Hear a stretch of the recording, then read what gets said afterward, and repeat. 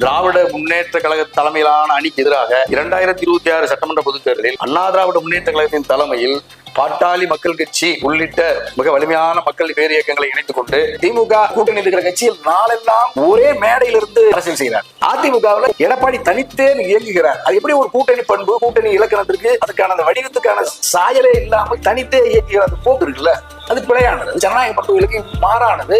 வெற்றிக்கான இலக்கை நோக்கி நகர்வதற்கு தடையானது. எதிர்கட்சி தலைவர் எடப்பாடி தான் தனியார் அந்த பொறுப்பேற்று செய்ய முடியாது. ஏன்னா நம்ம வளர்ந்து வருகிற ஒரு இளம் ஜனநாயக இயக்கம். இன்னும் மூத்த தலைவர்கள் இப்ப மருத்துவரையா இருக்காங்க.